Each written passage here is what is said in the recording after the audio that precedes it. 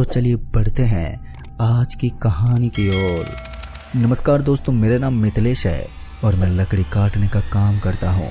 और कुछ ही दिनों पहले मैंने भी जंगल में एक ऐसा अजीब सा दृश्य देखा था जो आज भी मेरी आंखों के सामने डर के रूप में पैदा हो गया है और उसे महसूस करके आज भी मेरे रोंगटे खड़े हो जाते हैं।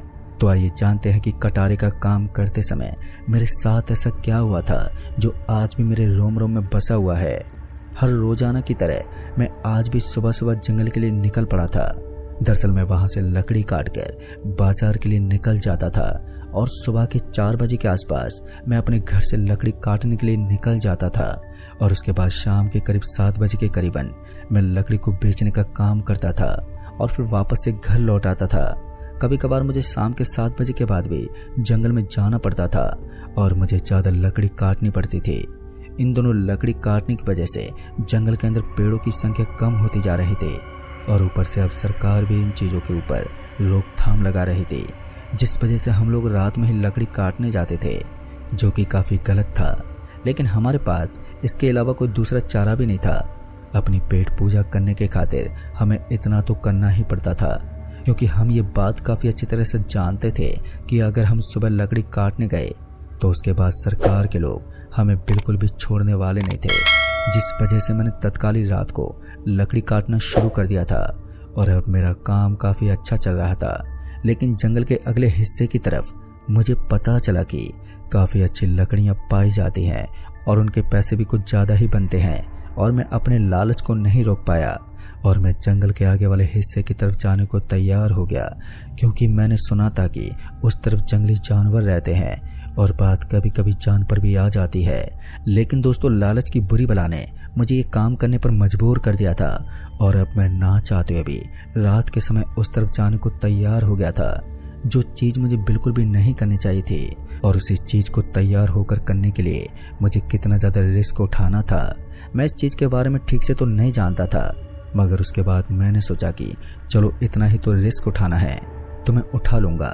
और उसके बाद यही सोचकर मैं शाम के तकरीबन 7:15 बजे के आसपास घर से थोड़ा बहुत नाश्ता करके निकल गया, क्योंकि रात के 9:30 बजे तक मैं लकड़ियाँ काटने वाला था और उसके बाद मैं वापस से अपने घर पर आने वाला था, जिसमें मुझे काफ़ी टाइम लगने वाला था। फिर उसके बाद इन चीज़ों को एक साइड में रखते हुए मैंने सोचा कि अगर मुझे मुनाफा हो रहा है तो मैं भी बेशक इस रिस्क को उठाने के लिए तैयार हूँ। और फिर मैंने ऐसा ही किया। मैं शाम के उसी वक्त खाना पीना करके घर से निकल गया और जंगल में पहुंच गया। वो जंगल करीबन 1000 बीघा में फैला हुआ था। उसके बाद मैं जैसे ही जंगल के अंदर पहुंचा तो मैंने देखा कि जंगल के अंदर रोज रोज की तरह भयानक सन्नाटा पसरा हुआ था। लेकिन ये सन्नाटा तो सिर्फ पीछे वाले हिस्से का था, आगे वाले हिस्से को देखकर तो मेरे रोंगटे खड़े होने वाले थे। लेकिन उसके बाद मैं एक पगडंडी से होते हुए आगे वाले हिस्से की तरफ चल पड़ा।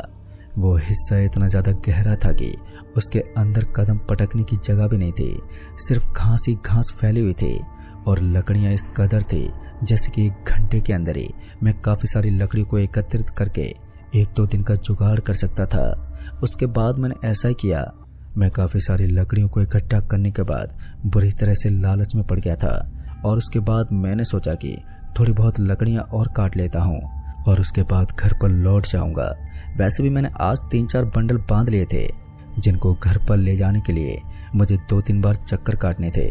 अब मैंने पूरा जुगाड़ कर लिया था, तो मैंने सोचा कि अब एक बंडल को अपने घर पर पटक आता हूँ। उसके बाद मैं आखिर में जाते जाते एक बंडल और काट कर ले जाऊँगा। ये सोचकर मैं पहले बंडल को उठाकर घर की तरफ चल पड़ा। लेकिन जैसे मैं घर की तरफ चला तो मुझे ऐसा लगा जैसे कि उन लकड़ियों का वजन और भी ज़्यादा बढ़ गया है और वो वजन लगातार बढ़ता जा रहा था। लेकिन किसी तरह मैंने इस चीज़ को एडजस्ट किया और उसके बाद मैं उन लकड़ियों को लेकर घर की तरफ निकल पड़ा।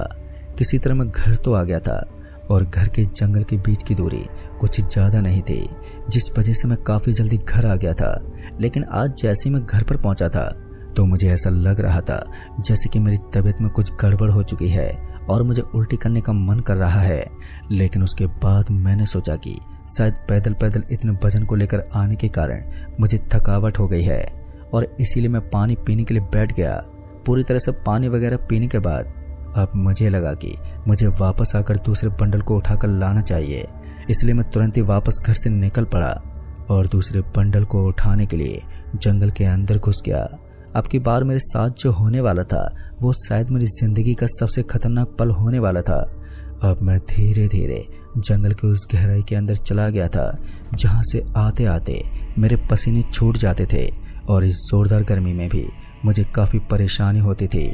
ऊपर से आज चांद की रोशनी तो थी, लेकिन उस गहरे जंगल के गहरे पेड़ों के अंदर चांद की हल्की रोशनी भी फीकी पड़ जाती थी, जिस वजह से मुझे कुछ भी नज़र नहीं आता था। और अब मैं जंगल के उस गहराई के अंदर तक चला गया था जहाँ पर मेरे बाकी के बंडल पड़े हुए थे और उन्हें लेकर मुझे वापस निकलना था। उसके बाद मैंने ऐसा ही किया। मैं दूसरे बंडल को उठाने के लिए जैसे उसके पास पहुंचा तो मैंने देखा कि मुझे उस बंडल के रस्से के ऊपर खून के निशान दिखाई दे रहे थे और उनको देखते ही मेरे बढ़ते हुए कदम एकदम से रुक गए, क्योंकि हम जानते थे कि इस जंगल के अंदर लाशों का पटक जाना कोई बड़ी बात नहीं थी।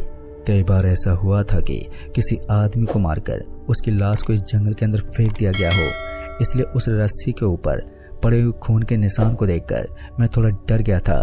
उसके बाद मैंने अपने आजू बाजू में देखा, लेकिन मुझे वहां पर कुछ भी नजर नहीं आ रहा था। एक पल के खातिर मुझे चैन की सांस मिली और उसके बाद मैं उस लकड़ी के बंडल को चारों तरफ से देखने लगा। लेकिन जैसे मैंने दोबारा उस बंडल को देखा तो मैंने पाया कि अब वो एकदम सही सलामत है और उसके ऊपर मुझे कुछ भी नजर नहीं आ रहा था। मैं इतना ज्यादा अचंभित था कि मैं समझ ही नहीं पा रहा था और मेरे दिमाग चकरा गया था। फिर मैं कुछ देर तक तो इसी लकड़ी के बंडल के बारे में सोचने लगा था कि आखिर मुझे यह अजीब अजीब दृश्य क्यों दिख रहा है। और उसके बाद मैंने उस लकड़ी के बंडल को उठाया और उसे अपने कंधे के ऊपर लांघते हुए मैं वहां से आगे जाने लगा। मुझे अभी भी ये बात समझ में नहीं आ रही थी कि आखिर यहाँ पर चल क्या रहा है। इस लकड़ी के बंडल को अजीब अजीब दृश्य दिखाकर क्या मिल रहा है। इतना तो मैं समझ गया था कि आज मेरे साथ कुछ होने वाला है जिसका मुझे अंदाजा तक नहीं है। ये सोचकर मैं धीरे धीरे आगे की तरफ जाने लगा और कुछ दूर अपने कदमों को आगे बढ़ाने के बाद मुझे अपने सामने की तरफ से कोई गुजरता हुआ दिखा।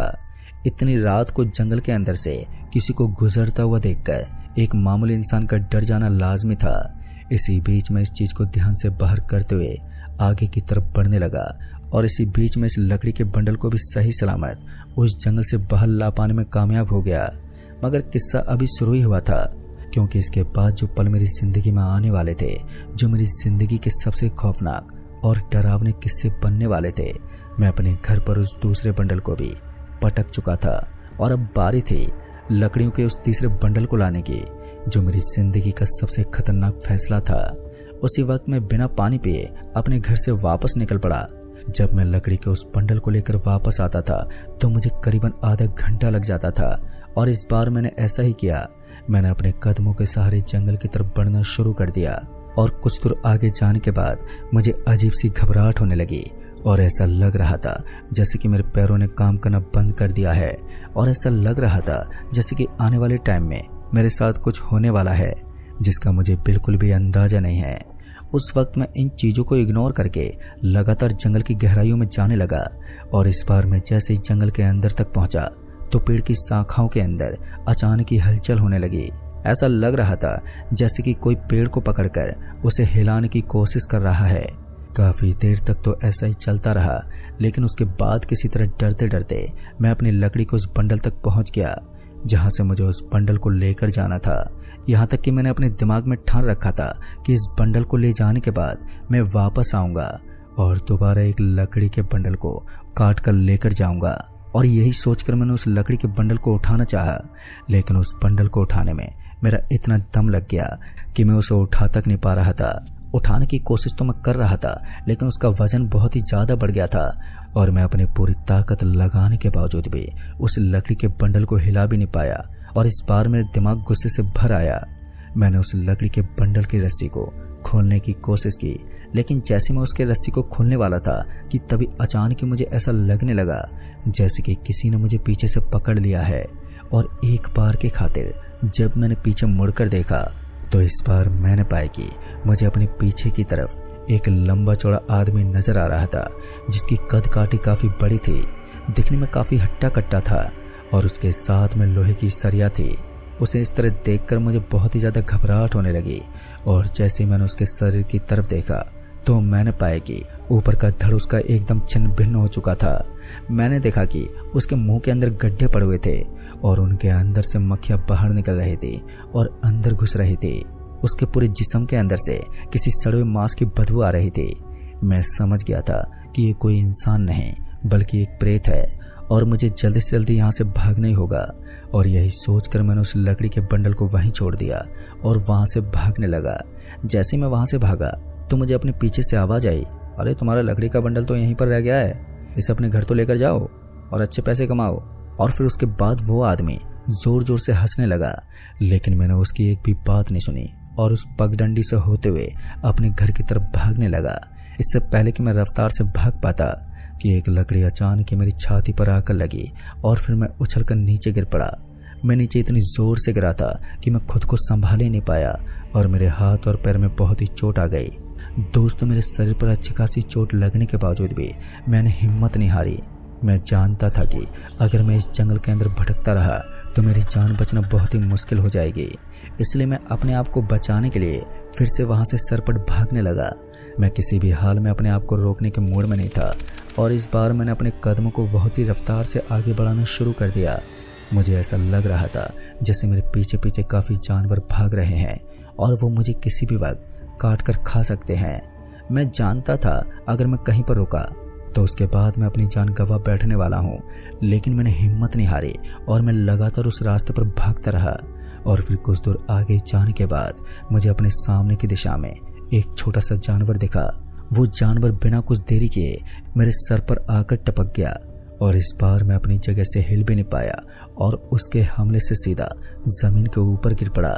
नीचे गिरने की वजह से दोबारा मुझे अपने आप को संभालने का मौका न मिला और उसके बाद डर और खौफ के मारे मेरी आंखें उसी वक्त बंद हो गई। जब तक मैं दोबारा अपनी आंखों को खोल पाता तब तक मैंने देखा कि मुझे आसमान में चांद और तारे नजर आ रहे थे और उसके बाद ना जाने कब मेरी आंख दोबारा से बंद हो गई, मुझे पता ही नहीं चला। दोस्तों, उसके बाद जब मैंने दोबारा अपनी आंखें खोली तो मैंने देखा कि अब मैं अपने घर पर था, लेकिन मेरा पूरा शरीर जख्मी हो चुका था और तभी मुझे पता चला कि मैं चल फिर नहीं सकता क्योंकि मेरा एक पैर मैंने हमेशा हमेशा के लिए खो दिया था। दोस्तों, ये मेरी जिंदगी का एक ऐसा किस्सा बन गया जिसने मेरी जिंदगी को बर्बाद कर दिया था और इसीलिए कहते हैं कि लालच बुरी बला होती है। कभी किसी चीज का लालच हमें नहीं करना चाहिए। तो दोस्तों, इस कहानी में बस इतना ही। कहानी आपको पसंद आई हो तो वीडियो को लाइक शेयर जरूर कर दें और साथ ही हमें नीचे कमेंट बॉक्स में जरूर बताएं। जल्दी ही मिलूंगा ऐसी एक और नई कहानी के साथ। तब तक के लिए बाय एंड टेक केयर।